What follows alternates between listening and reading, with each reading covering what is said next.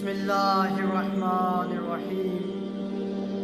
قال علیہ السلام الفقر یخرس فاتنا عن حجت والمقل غریب فی البلدت والعجز آفا۔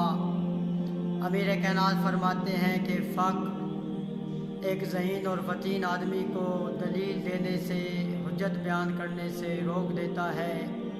والمقل غریب فی بلدت، اور ایک غریب آدمی اپنے شہر میں بھی بے وطن ہوتا ہے۔ اور قدرت کا نہ ہونا سب سے بڑی درماندگی ہے، سب سے بڑی آفت ہے، سب سے بڑی مصیبت ہے۔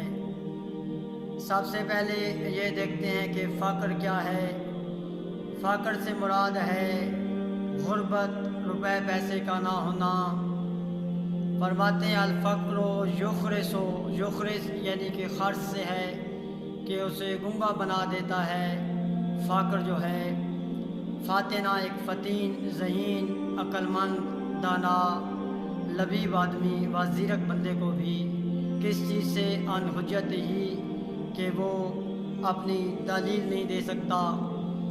امیر کائنات فرماتے ہیں کہ ایک آدمی کہ جس کے پاس مال دنیا نہ ہو، مال دنیا کی قلت ہونے کی وجہ سے وہ آدمی معاشرے کے اندر چاہے وہ جتنا بھی ذہین اور عقل مند و دانا کیوں نہ ہو، وہ حق بات نہیں کہہ سکتا۔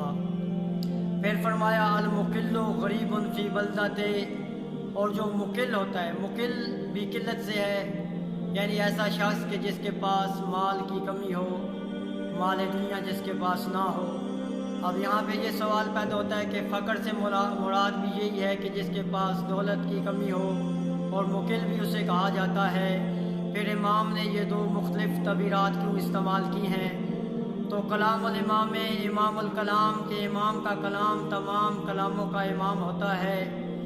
فقیر ایسے غریب کو کہتے ہیں کہ جس کے پاس مال بھی نہ ہو اور وہ اس کا اظہار بھی کرے، جبکہ مقل اس شخص کو کہا جاتا ہے کہ جس کے پاس مال تو نہیں ہے لیکن وہ خود کو شو ایسے کرتا ہے کہ جیسے اس کے پاس بہت زیادہ مال ہے، جس کو ہم اپنی سادہ زبان میں جو ہے سفید پوش آدمی کہتے ہیں۔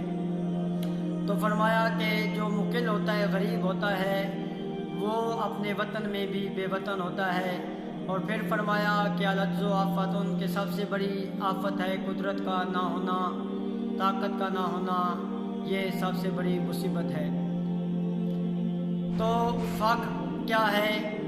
کہ ایک ایسا آدمی کہ جس کے پاس مال دنیا نہ ہو، اگر وہ فقیر ہے۔ ہم اپنے معاشرے میں یہ آبزرویٹ کرتے ہیں اکثر کہ اگر کوئی بندہ ڈیرے دار ہے، کوئی چودھری وڈیرا بیٹھا ہے، یا M N A M P A ہے، کوئی بڑی سیاسی سماجی شخصیت ہے، اگر وہ کوئی عام سی بات بھی کرے تو لوگ کہتے ہیں جی ماشاءاللہ جی آپ نے بہت بڑی بات کہہ دی۔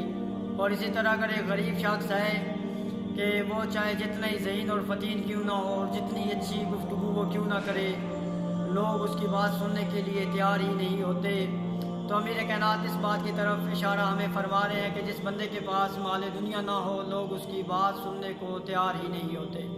یا ایک دوسرے پوائنٹ آف ویو سے اگر دیکھا جائے کہ ایک ایسا بندہ کہ جس کے پاس علم تو بہت ہے لیکن ہر وقت وہ اپنے دال روٹی کے چکر میں لگا رہتا ہے، تو وہ یہ علمی مطالب کہاں بیٹھ کے کس وقت بیان کرے گا۔